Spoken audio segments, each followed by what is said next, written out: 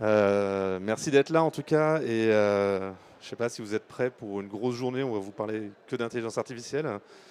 Alors, je vais vous en parler sur un thème qui est de préparer des images. Donc, l'IA qui génère des images et qui génère des images qui permettent au site e-commerce de mieux performer. Donc, ah, attends, c'est bon. Donc moi, je suis Olivier Grenet, je suis directeur technique. Je vais vous parler beaucoup de technique, mais vous allez voir, c'est au service des métiers. Et donc, je suis cofondateur de Vedia. Vedia qui a comme activité française et américaine la gestion des images pour les sites e-commerce et les sites corporate de grandes marques que vous voyez ici.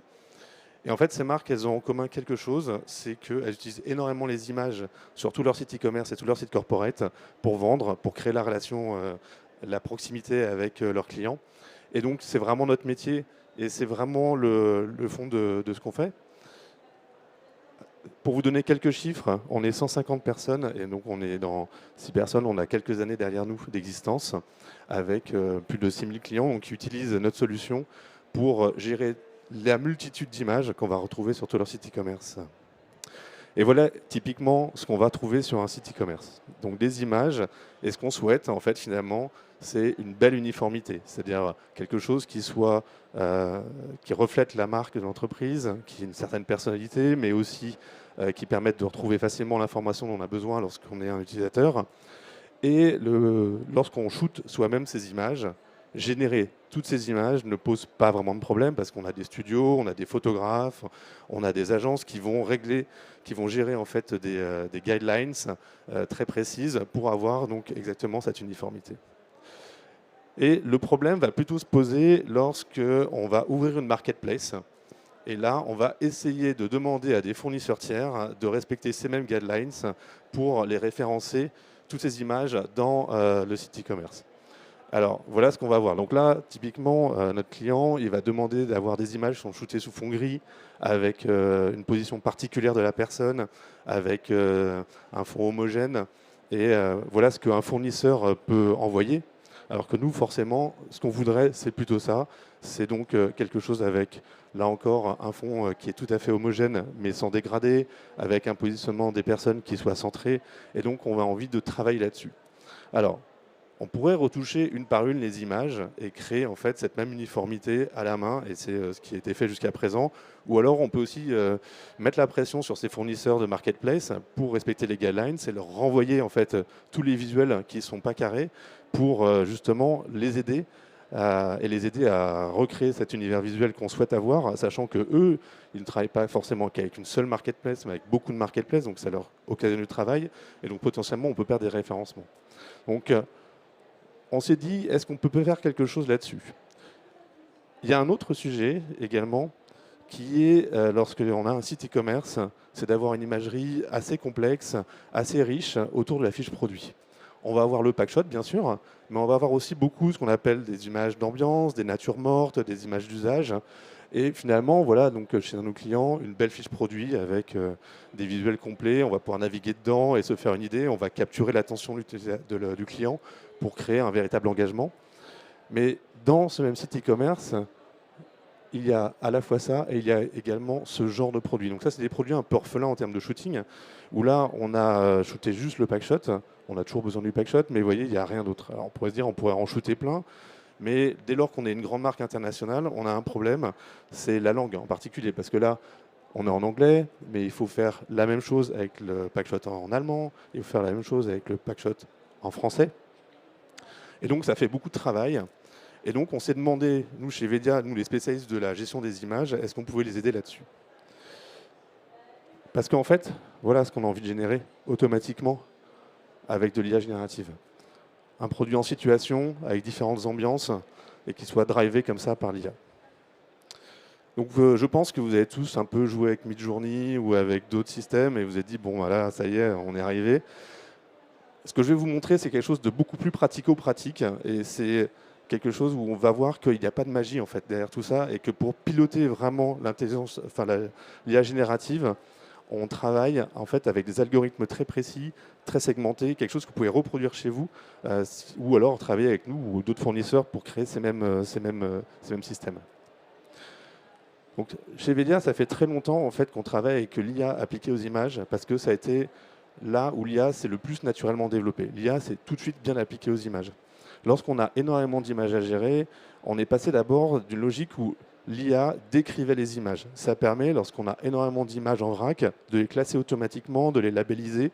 Et ça, l'IA tout de suite, depuis de nombreuses années, a été très forte en fait pour générer des tags, des labels appliqués aux images et les retrouver facilement. Donc là, on est dans le sens où l'image génère du texte. Et ce texte me permet après de naviguer et de trouver des mots-clés. Et donc on va pouvoir facilement trouver l'image qu'on cherche parmi certains clients ont plus de 20 millions d'images. Et donc l'IA aide beaucoup dans ce sens-là pour retrouver les images. Donc on est dans le sens où l'image est décrite par l'IA. On peut même entraîner des réseaux particuliers, donc c'est-à-dire on est capable d'entraîner une IA pour sortir un peu des mots du vocabulaire commun sur lesquels les réseaux habituels sont, mais pour vraiment travailler sur reconnaître des produits, reconnaître des situations avec des entraînements particuliers. Donc ça fait très longtemps en fait qu'on a cette matière, nous, technologique en main, et qu'on avait envie justement d'aller un peu plus loin dès lors qu'on a vu apparaître ça. Alors ça, c'était en 2019, c'est nos premiers essais en fait d'IA générative. Donc là, on essaie de générer une image de plage. Alors en 2019, c'était il y a très longtemps et en même temps il n'y a pas si longtemps, on avait une technique qui était très simple. On avait un réseau qui générait des images de ce qui pensait être une plage et un réseau qui savait ce que c'était que des images de plage. Et il y en a un qui donc génère des millions et des millions d'images et l'autre qui fait c'est une plage, c'est pas une plage, c'est une plage, c'est pas une plage. Et petit à petit, on arrivait à converger sur quelque chose qui avait en effet vaguement l'apparence d'une plage, mais on en était très très loin, quoi. Il y a un saut qualitatif et quantitatif qui se fait donc, il y a 2 ans, il y a 1 an, avec OpenAI et en fait plein de technologies de toute une galaxie de chercheurs, avec ce genre de résultats. On voit qu'on arrive, ça y est, enfin à générer des images, mais on a du mal à les piloter en fait. On a du mal à créer une véritable ambiance. Elles se ressemblent un peu toutes. Elles sont toutes très uniformes et parfois, vous avez tous vu des gens avec 5 bras et 3 yeux. On a du mal à piloter tout ça. Et là encore, on arrive à avoir un saut qualitatif cette année avec des images. Donc ça, c'est généré par Midjourney. Et on voit, ça y est, moi j'ai mis l'empreinte d'un style particulier, donc qui pourrait être une agence de voyage, avec un design particulier, un coloris particulier, une lumière particulière. Donc en fait, dès ce moment-là, on se dit, ça y est, on va pouvoir piloter de la génération d'images avec justement des demandes particulières qui sont finalement les guidelines de nos clients, que ce soit sur une marketplace ou leur site web. Alors, ce qui est intéressant maintenant, c'est de décortiquer comment ça fonctionne. Il y a beaucoup de techniques qui permettent de générer finalement des images de produits. Alors, je vais en décortiquer 3 et vous allez voir, on va plonger dans une qui est beaucoup plus prometteuse que les autres et c'est celle, à mon avis, qu'il va falloir appliquer, en tout cas sur les années à venir. Mais la première idée, c'est de se dire on va apprendre à un réseau à dessiner le produit. On va lui montrer des tonnes d'images de produits, de faces, de profils, en situation, isolés sur fond blanc. Et donc, on va entraîner un réseau particulier pour créer ce système-là. Donc là, un de nos clients, Renault Trucks, a beaucoup d'images de camions. Et l'avantage des camions, c'est qu'ils n'ont pas non plus beaucoup de modèles. Donc on a pu travailler assez facilement sur des entraînements très ciblés. L'entraînement coûte très cher, ça met en œuvre des ressources informatiques qui sont coûteuses et en plus qui sont vraiment pas green parce qu'elles sont extrêmement, elles ont une empreinte écologique qui est très forte. Donc c'est quelque chose sur lequel on était un peu circonspect, mais on peut voir les résultats en fait qu'on arrive à sortir sur la droite. Alors vous allez me dire c'est sympa parce qu'il y a bien un camion, il ressemble plutôt au camion de gauche et il est en situation et en plus j'ai pu le projeter dans plein de situations en décrivant textuellement ce que je voulais. Donc je pourrais faire la même chose avec un produit, dire voilà, je veux le voir dans une salle de bain, je veux le voir sur un fond particulier, d'un feuillage, et je vais pouvoir créer ça. Mais si on regarde attentivement, comme l'IA redessine intégralement chaque pixel, chaque morceau de l'image, on a beaucoup de problèmes. Par exemple, il n'a pas du tout appris à dessiner le sigle Renault. Il a fait une espèce de truc, un rond gris au milieu, donc là, on est très loin du produit. Il ne connaît pas les assortiments de couleurs. Il va assortir des couleurs qui ne sont pas dans la gamme. Il va créer en fait des variations qui ne sont même pas en vente. Il va même extrapoler parfois des éléments de carrosserie en fait, qu'il a vus sur d'autres modèles, parce qu'on ne part jamais d'un modèle vierge. Pour faire cet apprentissage, on part d'un modèle qui s'est dessiné beaucoup de choses. Et en particulier, il s'est dessiné des camions. Le problème, c'est qu'il n'a pas appris que sur des camions Renault Trucks, il a aussi appris sur d'autres marques de camions, et donc il va potentiellement mélanger des éléments. Donc on voit que cette voie-là, elle est à la fois très prometteuse, parce qu'on peut vraiment tourner à 360 autour du produit, on peut recréer de la matière, on peut le mettre dans des situations incroyables, mais on peut l'obscurcir, on peut complètement l'incruster dans l'image. Mais je pense qu'on est très très loin encore de pouvoir générer des images avec ce type d'apprentissage qui soit réellement utilisable sur des sites e-commerce ou des sites web, parce qu'on dénature trop le produit. Alors, il ne faut pas jeter ça non plus tout à fait, le mettre de côté. Il y a quand même un usage qui est assez intéressant, c'est typiquement ce qui est moodboarding. C'est-à-dire lorsque vous êtes dans une logique créative, vous devez, en tant que responsable de site web ou e-commerçant, pitcher une agence et lui montrer un peu ce que vous voulez. Alors, à l'heure actuelle, vous le faites avec des mots, éventuellement avec là encore des moodboards que vous avez trouvés un peu à la Pinterest pour montrer un peu comment briefer l'agence avec des éléments graphiques particuliers. Là, vous avez entre les mains un outil qui permet de dire voilà, je voudrais telle ambiance avec tel type de coloris, et charge à l'agence en 3D ou avec d'autres systèmes de recréer en fait votre visuel de façon parfaite. Donc ça, c'est assez utilisé. En particulier, je connais beaucoup d'agences qui ont des mid-journey, des abonnements mid-journey pour travailler justement dans ce sens-là et pour recréer de l'imagerie parfaite. Mais là encore, c'est une intervention humaine et ce n'est pas l'IA qui l'a généré au final.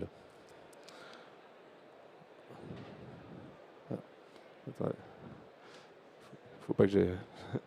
Voilà. La deuxième méthode, elle est... Alors techniquement, pour ceux qui suivent un peu la technologie, elle s'appelle Lean Painting.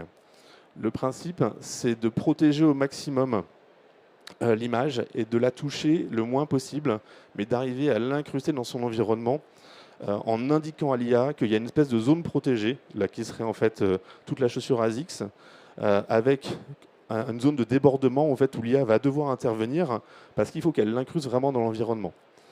Donc, on est toujours dans la même logique où on va demander à l'IA de générer des choses, mais on voit, déjà c'est plus prometteur parce que on va dire que le produit se ressemble et qu'il est beaucoup mieux intégré dans son environnement. Il y a des réflexions, il y a des ombrages, et parfois il y a même des légers changements de perspective que l'IA a créés justement pour respecter la perspective et l'angle sur lequel le produit était shooté.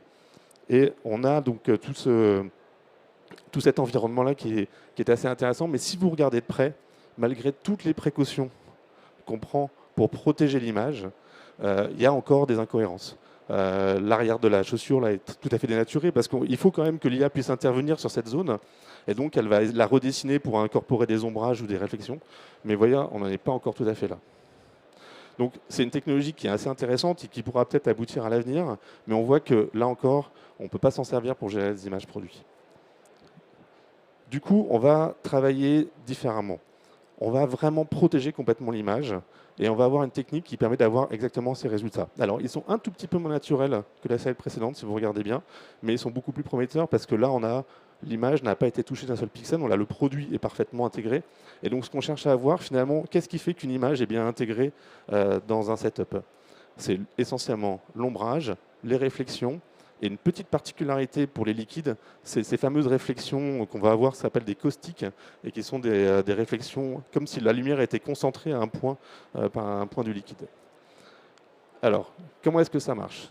Donc le principe, c'est qu'on ne va pas essayer d'avoir une IA qui sait tout faire, comme dans les exemples précédents. On va plutôt passer par petits réseaux spécialisés d'IA pour composer l'image progressivement. Tout d'abord, on va faire un petit traitement qui va être d'isoler le produit sur son fond transparent. Alors, de plus en plus, on nous livre les images sur des fonds transparents ou avec des tracés de détourage. Mais encore maintenant, la base de notre travail, nous, c'est forcément un produit isolé sur fond transparent. Et alors ça, c'est une technique désormais que les réseaux IA a très bien géré. Il y a plein de solutions sur le marché que vous pouvez trouver, dont la nôtre, qui permettent de prendre un produit sur fond blanc, en JPEG, et le transformer donc, sur un fond transparent. Parce que nous, on a besoin d'incruster des choses, donc il faut qu'on la mette sur fond transparent. Ça, c'est notre première étape et on utilisera un premier réseau pour ça. La deuxième étape, et c'est la plus importante, on va entraîner un réseau à créer les ombres. Les ombres, c'est vraiment ce qui rend la photo, ce qui la sort en fait de son côté à plat et qui crée vraiment un effet 3D. Et alors ça, c'est très intéressant parce que plutôt que de passer sur un réseau généraliste qui sait tout dessiner, on va utiliser les mêmes technologies, mais pour vraiment créer un réseau qui ne sait dessiner que des ombres. Mais des ombres de tout, de roues de vélo, de raquettes de tennis, d'objets en creux, d'objets pleins, de gros objets avec un éclairage par le haut, un éclairage par le côté, un éclairage doux, un éclairage au contraire très dur.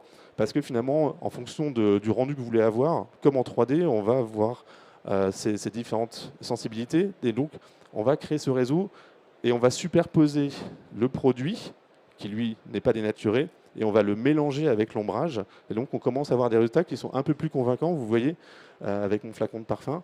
Mais il manque encore 2-3 petits trucs. Parce qu'en effet, lorsqu'on traite des liquides, il y a un aspect très important, c'est que la lumière passe à travers les liquides. Et donc, là encore, si on veut du réalisme, on ne peut pas juste s'arrêter à l'ombrage. Si on voit sur la bouteille d'huile, par exemple, l'ombrage il est légèrement coloré parce que la lumière est forcément transformée. Et encore plus sur le parfum, comme il a une forme légèrement ronde, la lumière est concentrée et ça forme des taches qu'on appelle donc, dans le langage des caustiques. Et là, qu'est-ce qu'on va faire? Vous le savez, donc on va entraîner un réseau spécifique qui va générer des caustiques. Donc petit à petit, on commence à s'approcher d'une certaine vérité.